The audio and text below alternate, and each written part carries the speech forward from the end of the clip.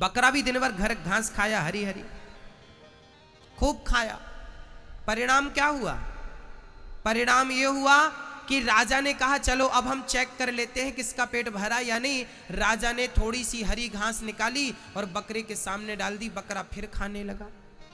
राजा बोला पेट भरा होता तो ये घास खाता क्यों? घास खा रहा है, इसका अर्थ यह है कि अभी तक इसका पेट नहीं भरा। राजा ने दंड दिया, आप ठीक काम नहीं करे। एक बहुत सारे लोग दंड के अधिकारी बने क्योंकि पेट बकरे का भरना था, सो भर ना सके। परिणाम क्या हुआ? परिणाम यह हुआ कि एक संत जी को पता चला कि राजा की अजीबो गरीब शर्त है, पेट बकरे का भरना है। एक राजा के पास संत जी आए और संत जी ने कहा कि मैं इस बकरे का पेट भरता हूं।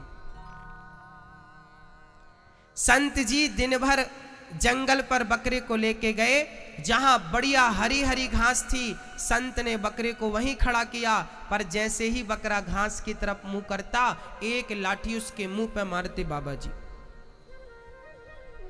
बकरा फिर खड़ा हो जाता, फिर आगे जाता बकरा घास खाने। बाबा जी एक लाठी मुंह पे मारते, बकरा फिर खड़ा हो जाता। अब जितनी बार उसने कोशिश करी घास खाने की, उतनी लाठियां उसे पड़ी। अब बकरा समझ गया कि घास खाने जाता हूं तो लाठी पड़ती है, घास नहीं खाऊंगा तो लाठी नहीं पड़ेगी। अब बकरा भी बिल्कुल ज्ञानी हो गया, चुपचाप खड़ा देख रहा टुकुर टुकुर, पर देख रहा कि बाबा भी खड़ा है, आंख बंद करके पगुराता। बाबा जी ने उतना ही उसे खाना पीना दिया जितने में वो जिंदा रह सके।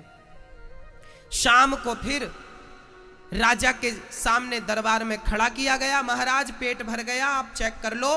राजा ने रोज की तरह घास डाली और जैसी बकरे के सामने घास आई तो बकरे ने पहले बाबा जी को देखा।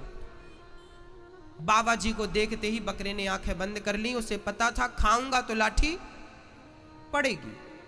बस मेरी मां, ये जो बकरा है ना, इसे कितना भी खिलाओ इसका पेट कभी नहीं भरता। हमारा मन भी ये बकरे की तरह है, हमारा मन भी बकरे की तरह है।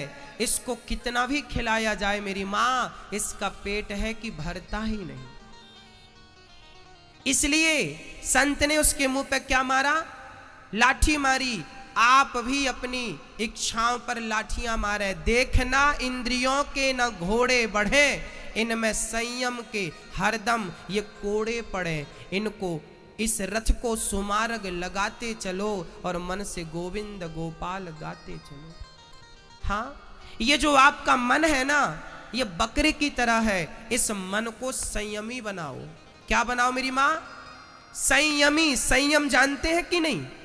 संयम क्या होता है मैं उसका फॉर एग्जाम्पल दे के बताता हूं। सामने रबड़ी रखी है और मन कर रहा है कि रबड़ी खा ली जाए, परंतु आप में संयम हो ना। मन, तेरी बड़ी इच्छा रबड़ी खाने की, आज हम नहीं खाएंगे, नहीं खाएंगे, नहीं खाइए आप उस रबड़ी। सामने रखी है, भोग की वस्तुएं सामने हो, फिर भी मन भी जा रहा हो, फिर भी आप अपने शरीर को कंट्रोल कर सकें। यही तो संयम है ना मेरी मां, यही तो संयम है। संयमी बनो। एक महात्मा जी को जलेबी खाने की इच्छा हो गई। रास्ते से गुजर रहे थे, दुकानदार की दुकान पर जलेबियां रखी थी। संत ने जलेबियां उठाई, खानी शुरू कर दी। दुकानदार ने लाठियां बरसाई, चोर चोर चोर चोर जलेबी खा गया। खूब लात बरसे और खूब मुष्टिका पड़ी और लात पड़े। बाबा जी बोले वाह, आज तो मजा आ गया लात घूंसे खा के। बाबा जी अस्त व्यस्त हो गए, दाढ़ी मूछ फैल गई। अब बाबा जी बोले राम राम, आज मुझे इतने लात पड़े, इतने घूंसे पड़े, ये सब लात केवल मन के कारण पड़े। क्यों पड़े? मन की इच्छा जलेबी की ना होती तो क्या लात पड़ती? आगे चले तो गाय का गोबर पड़ा था। संत जी ने मन से कहा, ओ मन, जलेबी खाना है ना तुझे, जब तू जलेबी खा सकता है तो गोबर क्यों नहीं खा सकता? मन से बोले चल खा, मन बोला छी छी छी छी छी छी कितना गंदा है, नहीं गोबर थोड़ी खाएंगे। संत बोले खा, ठूंस दिया गोबर। तू जलेबी की इच्छा कर सकता है तो गोबर क्यों नहीं खा सकता? यही है मन को सही मार्ग पर लाना। मन की इच्छाएं कभी पूरी नहीं होंगी, इसलिए संत जन कहते हैं कि मन के ऊपर संयम हो, मन पर संयम रखें, आप संयमी बने। और जो संयमी व्यक्ति होता है, नियम और संयम बहुत बड़ी चीज है। बिगड़े हुए व्यक्ति को एक्सीलेटर का नाम मन है और ब्रेक का नाम संयम है। अब संयम दबाओगे तो गाड़ी खड़ी होगी। एक्सीलेटर पर पांव रखा रहेगा तो क्या गाड़ी रुकेगी? गाड़ी को रोकना है तो क्या दबाना पड़ेगा? क्या दबाना पड़ेगा? ब्रेक दबाना पड़ेगा। तो ब्रेक क्या है? ब्रेक क्या है? संयम। संयम का ब्रेक हो, संयमी बनिए। और पूरी फसाद की जड़ मन है, मन के गुलाम ना बनिए। मन को अपने संयम के तले दबाइए, चरणों में दबाइए। और मन के हारे हार है, मन के जीते जीत। मन ही मिलावत राम से, मन ही करत फजीत। ये मन की ही गति है मेरी माँ। आप बताइए, आप इतना सा सोने का पेंडल पहनती हो ना तो भी आप सौभाग्यवती कहलाती हो, पर मन कहता है नहीं नहीं, कम से कम इतना बड़ा तो होना चाहिए ना, सबको दिखे। तो ये इच्छाएं किसकी हैं? अरे शरीर तो 100-200 रुपए की साड़ी से भी ढक जाता है, पर कम से कम 1000 की हो, ये कौन कहता? बोलो, जोर से बोलो। मन कहता। गुजारा तो घास की झोपड़ी में भी हो सकता है, पर आलीशान बंगला हो, ये कौन कहता है? मन। पूरी जिंदगी हम मन की इच्छाएं करते हैं, मन का करते हैं, फिर भी राम नाम का मन का भूल जाते हैं, बस अपने ही मन का करते रहते हैं। हाँ, श्री कपिल भगवान मां देवहूति को कहते हैं, मां मन ही मोक्ष का उपाय है, साधन है, और मन ही नरक का कारण है। मन से ही मोक्ष होता है और मन से ही गति बिगड़ती है। उदाहरण से समझते हैं। देखिए, लोहे का एक टुकड़ा पानी में डूब जाता है कि नहीं? बोलो हाँ या ना? हाँ। लोहे का एक टुकड़ा पानी में डूब जाता है, पर वही लोहा समुद्री जहाज में लग जाए, जड़ जाए, तो क्या वो जहाज डूबता है? बोलो हाँ या ना? नहीं ना। इतना सा लोहा पानी में डूब जाता है, पर वही लोहा जब नाव से जुड़ जाता है ना मेरी माँ, तो डूबता नहीं है, स्वयं पार होता है, औरों को भी पार लगाता है। उसी प्रकार जो संसार में अपने मन को लगा के रखा है वो तो डूब जाएगा संसार में, पर जिसने अपने मन को सत्संग की नौका से जोड़ दिया वो स्वयं पार हो जाएगा, औरों को पार लगा देगा। मन ही डुबाएगा और मन ही पार लगाएगा। अब देखना यह है कि आपने मन को कहाँ लगा के रखा है। 2 गिलास रखी हैं, एक गिलास में शराब भरी है, एक गिलास में दूध भरा है। अब पीना क्या है वो आप विचार कर लीजिए। वो आपका डिसीजन है कि दूध पीना है या शराब पीना है। अब आपका ही निर्णय होगा कि मन को संसार में लगाना है या गोविंद के श्री चरणों में लगाना है। जहां मन लगाओगे वही गति पाओगे। इसलिए मन की गति, इसलिए मन के हारे हार है। हारता कौन है? जो मन से हार जाता है। जीतता कौन है? जिसका दिल, जिसका मन कहता भी लगे रहो, करते रहो कोशिश। मन के हारे हार है और मन के जीते जीत। मन ही मिलावत राम से और मन ही करत फजीत। मन ही सुख का कारण होगा और मन ही दुख का कारण होगा। बस मन लगाना कहाँ है वो आप देख लीजिए। और मेरी माँ, जिनका मन बहुत भटकता है, आज मैं आपके भटकते हुए मन को शांत करने के उपाय बताऊंगा। और जिस दिन मन को तुम शांत कर लोगी ना मेरी माँ, तो भगवान कल नहीं आज मिल जाएंगे। ईश्वर क्यों नहीं मिलता? क्योंकि मन भटकता है। अच्छा एक बात बताओ, बाल्टी में पानी भरा है, तालाब में पानी भरा है, बिल्कुल शांत है। उस शांत जल में जब झांक कर देखोगे तो आपका प्रतिबिंब दिखेगा कि नहीं? आपका चित्र दिखेगा कि नहीं? दिखेगा। पर एक थोड़ा सा पत्थर फेंक दो तो हलचल हो जाएगी पानी में, फिर आपका चित्र दिखेगा? बोलो हाँ या ना? नहीं।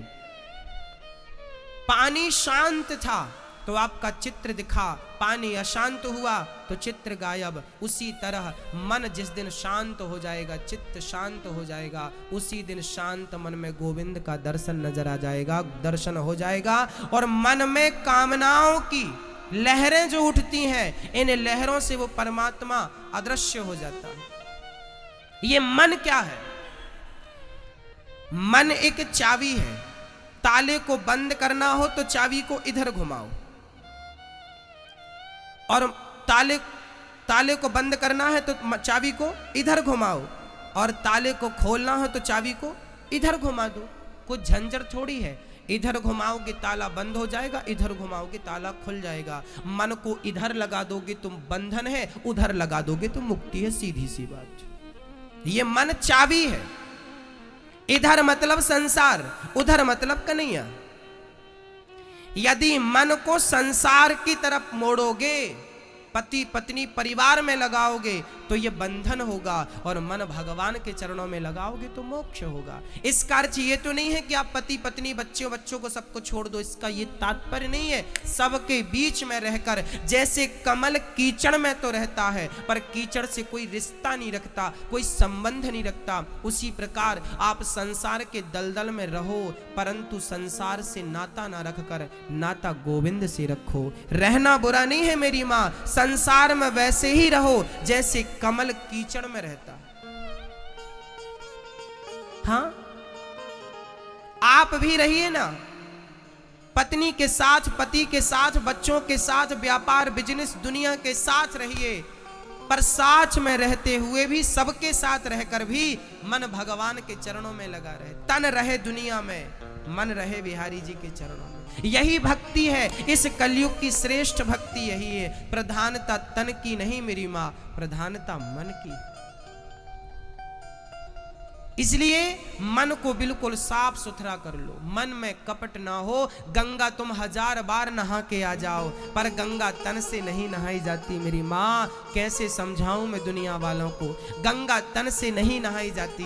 गंगा तो यदि गंगा के जल ने यदि मन की मैल धुल दी तो गंगा नहाना सार्थक हो गया, और गंगा के जल ने मन की मैल नहीं धुली तो गंगा जाना भी आपका बेकार है। फिर तो आप घर के नल पे नहा लेते, अच्छा था। हाँ? केवल झंझट मन की है, इसलिए मन को निर्मल कर दो, साफ कर लो बस। गोस्वामी जी कहते हैं, निर्मल मन जन सो मोहि पावा। गाइए एक बार चौपाई, बोलो कि निर्मल मन जन सो मोहि पावा, मोहि कपट छल छिद्र न भावा। निर्मल मन जन सो मोहि पावा। बोलो, जोर से बोलो, निर्मल मन जन सो मोहि पावा। निर्मल मन जन सो मोहि पावा। आप बोलो, निर्मल मन जन सो मोहि पावा, मोहि कपट छल छिद्र ना भावा। मोहि कपट छल बिल्कुल नहीं भाता। राम स्वयं कह रहे हैं, निर्मल मन जन। वाह, धन्य हो राम। आप तो सब कह के चले गए पर हम लोग सुनते कहां हैं? मन में ही कपट भरे रखे। कपिल भगवान ने ज्ञान दिया। मां देवहूति ने कहा, प्रभु ये बताओ भक्ति का स्वरूप क्या है? कपिल देव जी ने कहा, सेवा ही भक्ति है। इस कलयुग में भक्ति क्या है मेरी मां? फूल चढ़ाना भक्ति नहीं है, यज्ञ करना स्वाहा स्वाहा स्वाहा भक्ति नहीं है। इस युग में यात्राएं करना भक्ति नहीं है। तो भक्ति क्या है? बोले सेवा ही भक्ति।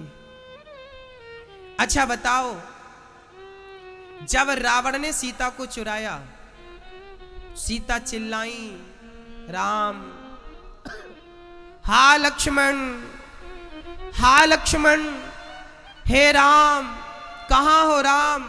लक्ष्मण, आपने सच कहा था कि राम को कुछ नहीं हो सकता, मैंने जबरदस्ती आपको भेज दिया। लक्ष्मण, दोष नहीं है तुम्हारा। हा लक्ष्मण, हा राम, देखो मुझे निशाचर हरण करके ले जा रहा। मेरे राम कहां हो? राम को पुकारा था सीता मां ने, राम नहीं आए। राम राम जब सुना ना तो जटायु के कान खड़े हो गए। किसने सुना? मेरी मां, जटायु ने। और जटायु ने सीता मां की रक्षा के लिए अपने कदम बढ़ाए थे या नहीं? बोलो मेरी मां, बढ़ाए थे। अच्छा, सीता के उस दुख को सबने सुना था।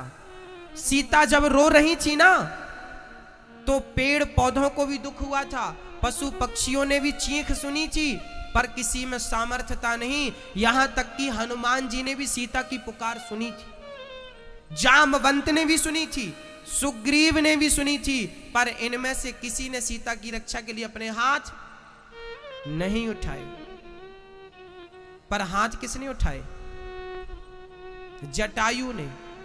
उस जटायु ने हाथ उठाए जिसके हाथ थे ही नहीं, जिसके हाथ थे ही नहीं। उस जटायु ने सीता के लिए दौड़ लगाई, पंख फड़फड़ाता हुआ, बेटी सीता चिंता ना करना, तेरा बाप जिंदा है। जटायु ने ऐसे चोंच से प्रहार किया और पंख से प्रहार किया रावण को कि रावण पुष्पक विमान से नीचे गिर गया था, मूर्छित हो गया था। किसी ने कहा, जटायु, अब तो रावण मूर्छित हो गया, तुम जल्दी से सीता को लेके भाग जाओ। तो जटायु ने कहा कि वहां से रावण सीता को लेके भाग गया, यहां से मैं सीता को लेके भाग जाऊंगा तो रावण में और मुझ में अंतर ही क्या रह जाएगा? मेरा धर्म है कि पहले मैं रावण को मारूं। और जटायु उसके होश पे आने, देखिए पक्षियों के पास भी पहले धर्म था। रावण बेहोश था तो बेहोश रावण पर जटायु ने प्रहार नहीं किया, क्योंकि दुश्मन पर तब प्रहार नहीं करना चाहिए जब वो अचेत हो। सोते हुए दुश्मन पर प्रहार नहीं करना, ये भारत के पक्षी भी जानते थे, ये भारत के पक्षी भी धर्मात्मा थे। जटायु जानते थे रावण होश में आया तो तलवार निकाली, कृपाण निकाली और जटायु के पंख काट दिए। जटायु रो पड़े, जमीन पर गिर पड़े। सीता मां को दुख हुआ कि लो, मेरे कारण मुझे बेटी कहने वाला मेरा पिता, आज उसके पंख काटे गए। अब जटायु जमीन पर गिर पड़े। लोगों ने कहा, क्या जरूरत थी तुम्हें पंगा लेने की? पता नहीं था कि रावण से पंगा लोगे तो परिणाम यही होगा। जटायु ने कहा, पता तो था, पर क्या करूं, हाथ पर हाथ रख के बैठा भी तो नहीं गया मुझसे। जब एक नारी मेरे सामने रो रही हो और एक नारी मदद के लिए आवाज लगा रही हो, तो क्या मेरा फर्ज नहीं है कि मैं उसकी आवाज सुनूं? बोलो मेरी मां, क्या मेरा फर्ज नहीं है कि मैं उसकी आवाज सुनूं और उसका सहयोग करूं? जटायु बोले, ये इंसान भले ना सुने, सुग्रीव ने नहीं सुना सीता की आवाज, पर मैं पक्षी होकर भी सुनूंगा और जमाने के लिए उदाहरण बनूंगा कि इंसानों ने नहीं सुनी थी, पर सीता की पुकार जटायु ने सुनी थी। हाथ पर हाथ रख के बैठे नहीं। अब लोगों ने कहा, अब तो पंख नहीं है, अब तुम राम के पास कैसे जाओगे? जटायु ने कहा कि जब तक पंख थे तो जिम्मेदारी मेरी थी राम के पास जाने की, अब तो पंख ही नहीं है, अब तो जिम्मेदारी राम की है मेरे पास आने की। और वो जिम्मेदारी राम ने, परहित बस जिनके मन माही, वहां गोस्वामी जी चौपाई लिखते हैं, मेरी मां कान खोलकर सुनना। तुलसीदास जी कहते हैं कि जो दूसरों का हित करता है उसे भगवान के पास नहीं जाना पड़ता, बल्कि भगवान चलकर स्वयं उसके पास आ जाते हैं। इसका उदाहरण श्री जटायु जी महाराज। इसलिए जब तक आपकी श्वास है तो क्या करना मेरी मां? सेवा करना। सेवा ही धर्म है और सेवा ही भक्ति है। भक्ति का पर्यायवाची सेवा होता है। भज सेवायाम धातु से भक्ति बनती है। भक्ति क्या है? राम राम जपना भक्ति नहीं है, सेवा इसके संग जुड़ी है। माता शबरी गुरु की सेवा करती थी। सेवा पहले, सेवा से जुड़ी भक्ति, भक्ति सेवा है। इसलिए मैं कहता हूं कि श्रीधाम वृंदावन में जो वृद्ध माताओं के लिए वृद्धाश्रम बन रहा है, इन माताओं की सेवा करके आप भी भक्ति के पात्र बन जाइए, भक्ति के योग्य हो जाइए। ये सेवा ही भक्ति है।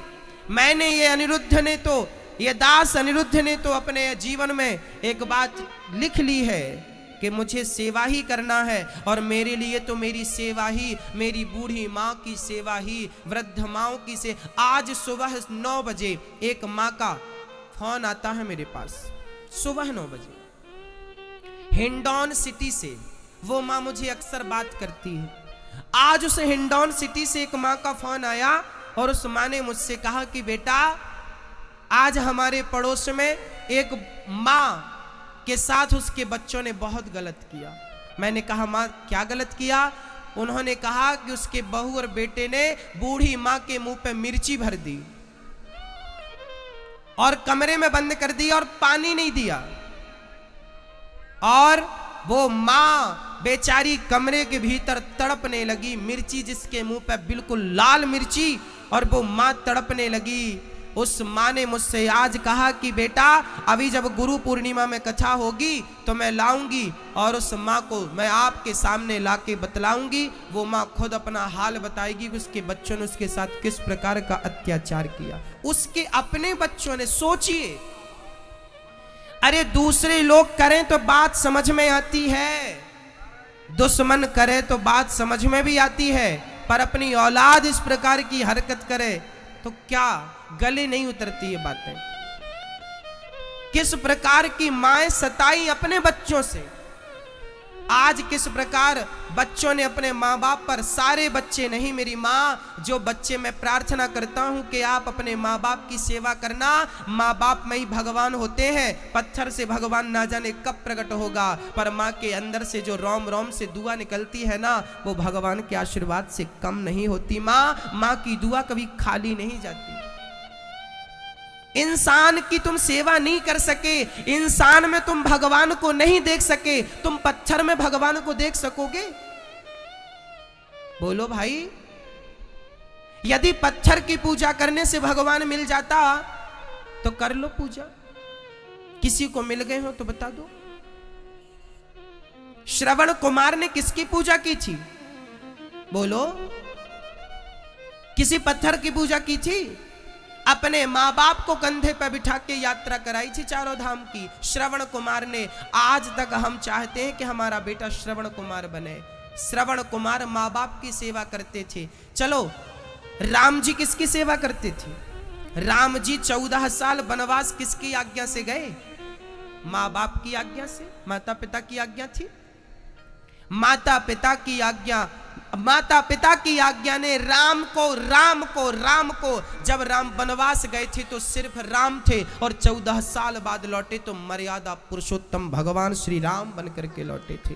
ये माँ की आज्ञा ने 14 साल में बेटे को राम से मर्यादा पुरुषोत्तम भगवान बना दिया। माँ की इतनी बड़ी शक्ति होती है कि माँ की दुआ तुम्हें फर्श से अर्श तक पहुंचा सकती है, और माँ की बद्दुआ तुम्हें अर्श से फर्श में ले जाके गिरा दे। इसलिए माँ की दुआएं तो लूटना, पर माँ की बद्दुआएं से बच के रहना। पत्थर भस्म हो जाएगा माँ की बद्दुआ से। इसलिए मैं आपसे हाथ जोड़ के निवेदन करता हूं कि आप अपने माँ बाप की सेवा करना, और यदि आपको आपके माँ बाप बोझ लगने लगे तो मुझे सौंप देना। ये अनिरुद्ध जब तक जिंदा है आप सभी के माँ बाप की सेवा करेगा। आप करना, आपसे ना हो तो दे देना, मैं आपके माँ की सेवा करूंगा। बहुत सारी बूढ़ी बूढ़ी माएँ बस इंतजार कर रही हैं कि वो वृद्धाश्रम का काम कब पूरा हो और कब मैं जाके रहना शुरू करूं। बस मेरी माँ, आपका सहयोग यूं ही मिलता रहेगा, बहुत जल्दी वो कार्य पूरा होगा। और मुझे एक माँ की नहीं, मेरी माँ, ऐसी तमाम हजारों माँओं की सेवा आपके सहयोग से होनी है। आपका इतना सा सहयोग, आप 21,000 दे के भूल जाओगी मेरी माँ कि कभी आपने दान किया था, पर धोखे से कभी आप वृंदावन आ गई और गौरी गोपाल वृद्धाश्रम में आ गए, और कभी आपने अपनी आंखों से माँओं की सेवा देखी, तो आप भी कभी याद करेंगी कि सालों पहले कभी हमने 21,000 दिए थे। उसी 21,000 का परिणाम ये है कि आज यहाँ हजारों माँ खुशी से रहती हैं और खाती पीती हैं। आप किसी एक माँ को गोद ले सकते हैं, एक माँ को दोनों। भगवान श्री कपिल देव जी के ज्ञान से मां सिद्धा नाम की नदी बनकर तो बह गई। कपिल देव जी गंगा सागर चले गए। मनु जी महाराज की तीसरी बेटी प्रसूति का विवाह दक्ष से हुआ। एक बार भरी सभा में शंकर जी का अपमान कर दिया दक्ष ने। शंकर जी चुपचाप रहे। माता सती के पिता दक्ष ने यज्ञ किया। देखिए, दक्ष ने अहंकार व शंकर जी को आमंत्रण नहीं दिया। शंकर जी ने सती को रोका, पर सती पिता के यज्ञ से रुक ना सकी और यज्ञ पर गई। शिव का अपमान माता सती ने देखा कि इस यज्ञ में मेरे पति का कोई भाग नहीं है। माता सती योगाग्नि में जलकर समाप्त हो गई और श्री शंकर जी ने वीरभद्र को भेजा, यज्ञ विध्वंस कराया। वही सती पार्वती बन के प्रकट भई और जन्म जन्म लगी रगड़ हमारी, बरऊं शंभु न तो रहूं कुमारी। माता पार्वती ने कहा कि मैं विवाह करूंगी तो शंकर से। वो पार्वती ने फिर शिव से विवाह किया। भगवान शिव को पति के रूप में मां पार्वती ने पाया। शिव पार्वती की पावन चर्चा अद्भुत है भक्तों। इनका विवाह संपन्न हुआ। श्री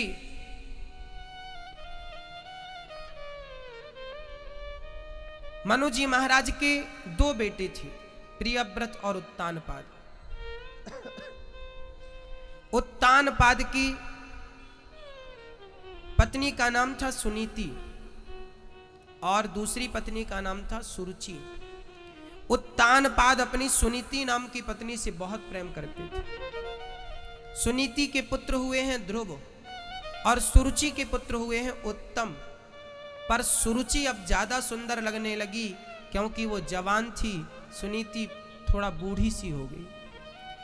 तो उत्तानपाद का आकर्षण सुरुचि की तरफ बढ़ गया और सुरुचि सुरुचि करने लगे। एक दिन सुनीति का बेटा उत्तम गोद में बैठा था उत्तानपाद की। तभी ध्रुव जी मां के पिता की गोद पर जाकर बैठने लगे तो पिता की गोद पर बैठने वाले थे कि मां ने हाथ पकड़, सौतेली मां ने हाथ पकड़ के जमीन में गिरा दिया। पुत्र, तू इस गोद में बैठने का अधिकारी नहीं है।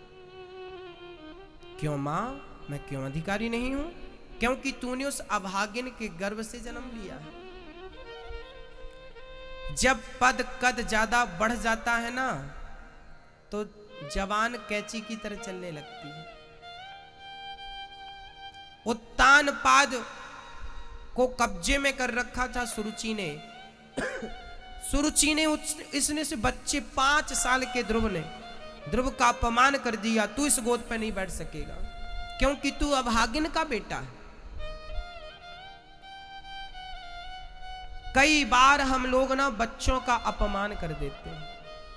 कई बार हम ना बड़ों की लड़ाई में बच्चों को सम्मिलित कर लेते हैं या बच्चों के लिए बड़े लड़ जाते हैं।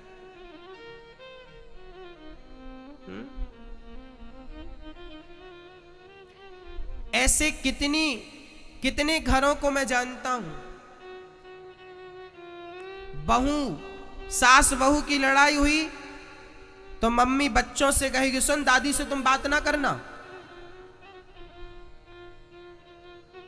सास बहू की यदि आपकी लड़ाई होती है तो आप अपने बच्चों से बोलती हो कि तुम दादी से बात ना करना।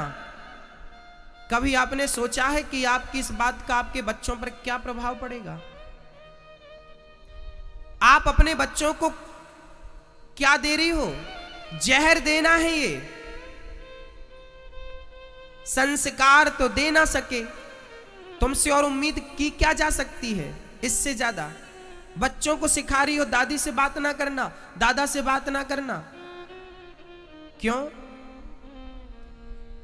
तुम्हारी लड़ाई है सास बहू की, होगी कोई बात नहीं, बच्चों को सम्मिलित क्यों कर रही हो? वो बच्चों के दिमाग में आएगा कि क्यों माँ दादी से बात क्यों नहीं करना चाहिए। फिर माँ बोली कि दादी गंदी है। छोटे छोटे बच्चों के अंदर ना डिलीट नहीं होती बातें, घूमती रहती, और वही बात कभी कभी वो आपको पलट कर आएगी कि कभी तुमने बोला था ना दादी से बात, अब हम मम्मी से बात नहीं करेंगे। तुम्हारी भी जब बहू आएगी ना तो वो भी तुम्हारे साथ वही व्यवहार करेगी। बच्चों को बिल्कुल सम्मिलित ना करें। ध्रुव जी का अपमान हुआ, ध्रुव जी का दिमाग बिल्कुल गोल गोल घूमने लगा। माँ आप मेरा अपमान किया होता तो बात समझ में आती, तुझे अभागिन कह दिया माँ। सुनीति ने गोद में बिठाया, पुचकारा, समझाया, बेटा कोई बात नहीं, मैं अभागिन हूं, स्वीकार करती हूं। मैं भाग्यशाली होती तो तुझे तेरे पिता की गोद में ना बैठा देती। बेटा जा, तू उस परम पिता की तपस्या कर, परम पिता को प्राप्त कर, उससे पा लेने के बाद फिर किसी को पाने की आवश्यकता नहीं है। आज सुनीति ने अपने पुत्र को कृष्ण की उपासना भगवान की ओर भेज दिया। ध्रुव जी महाराज मां की आज्ञा पाकर चल पड़े। 5 साल का बेटा आज घर से निकल गया, इसलिए कि अब घर वापस आऊंगा तो भगवान को पाकर आऊंगा, लेकर आऊंगा, नहीं तो नहीं आऊंगा। ध्रुव जी गए घर से, रास्ते में नारद जी मिल गए। पिताजी दौड़ पड़े, बेटा बेटा। लोगों ने कहा देख तेरा बेटा जा रहा है। अब दौड़े दौड़े उत्तान पाद आए, बेटा मत जाओ। ध्रुव जी ने मन में विचार किया, पिता क्यों आ गए? बेटा तुम 5 गांव का राज्य ले लो, मत जाओ, लोग क्या कहेंगे। ध्रुव जी ने कहा कि भगवान को अभी पाया नहीं, केवल पाने का निर्णय लिया है। उस निर्णय के बल पर जो बाप अभी गोद में नहीं बिठा रहा था वो 5 गांव का राजा बनाने लगा। ये केवल भगवान को पाने की बात करने मात्र का फल है। उसकी भक्ति का संकल्प इतना प्रभावशाली है तो उसकी भक्ति करके उसे पा लेना कितना प्रभावशाली होगा। ध्रुव जी रुके नहीं। नारद जी ने कहा कि बेटा तू छोटा है, जा, जंगल का शेर खा जाएगा, क्या तेरा यही धर्म है? मां को छोड़ के आ गया। ध्रुव जी बोले अभी मेरा धर्म है मां की आज्ञा का पालन करना, और मां ने कहा है कि भगवान को पा। आपको पता हो उनका पता तो बताओ, नहीं तो मेरा दिमाग बिल्कुल खराब ना करो। नारद जी महाराज समझ गए पक्का है चेला, कच्चा नहीं है। नारद जी महाराज कहते हैं बेटा बोलो ओम ओम, बोलो नमो नमो, बोलो भगवते भगवते वासुदेवाय। ओम नमो भगवते, ओम नमो भगवते,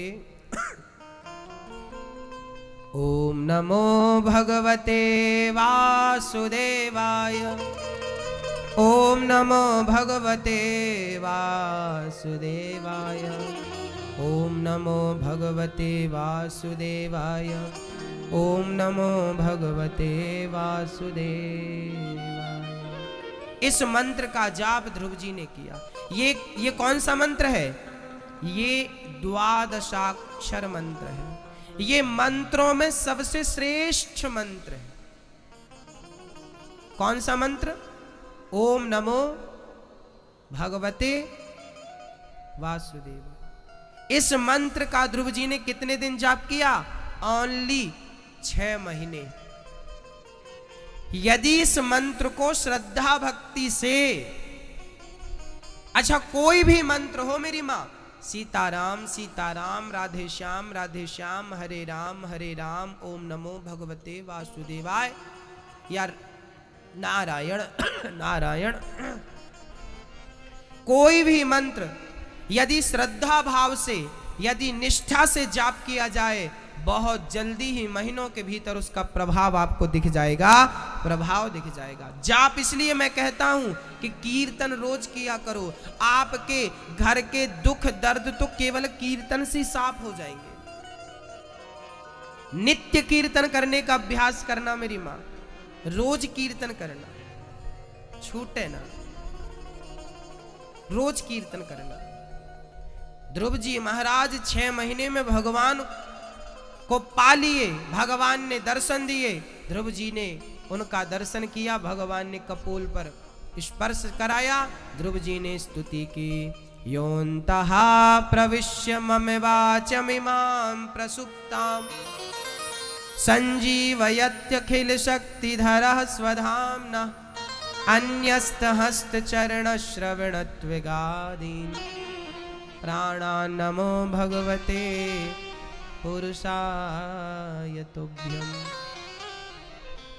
प्रिय भक्तों, श्री ध्रुव जी महाराज जब घर लौटे तो जिस माँ ने अपमान करके घर से निकाला था, आज वही माँ सबसे आगे खड़ी है आरती की थाल लेकर और ध्रुव जी की आरती उतारने लगी। मेरी माँ, जीवन में जो आपका अपमान करे, आप ऐसा समय लाकर खड़ा कर देना कि आपका अपमान करने वाला ही आपका सम्मान करने लग जाए, सम्मान को तरसने लग जाए। ऐसा समय लाकर खड़ा करना, यही बदला होता। किसी से बदला लेना हो, ऐसे लिया जाता। ध्रुव जी ने बहुत समय तक राज्य किया। भगवान ने 36,000 वर्षों का राज्य दिया। उसके बाद ध्रुव जी ने पूरा राज्य शासन भोगा, आनंद से संसार का सुख लिया। उसके बाद यक्षों ने उनके भाई को मारा, यक्षों को मारकर कार्य पूरा किया। मनु जी ने ज्ञान दिया। भगवान का चिंतन करते करते मृत्यु के सिर पर पांव रख के श्री ध्रुव जी महाराज भगवान के धाम को चले गए, मां को लेकर। ध्रुव जी ने कहा, मेरी माँ कहाँ है? पार्षदों ने कहा, जिसका बेटा धर्मात्मा हो उसकी माँ पीछे कैसे रह सकती है? आपकी माँ आगे आगे चल रही है। ध्रुव जी की माँ भगवान के साथ आगे आगे चल पड़ी। बेटा यदि लायक निकल जाए ना तो 21 पीढ़ियां तार दिया करता है भक्तों, 21 पीढ़ी भक्त तार देता है। इसलिए आप अपने बच्चे को भगवान की भक्ति से निश्चित जोड़ना। श्री ध्रुव जी महाराज भगवान आज भी ध्रुव तारा बन के चमक रहे हैं। ध्रुव जी के बाद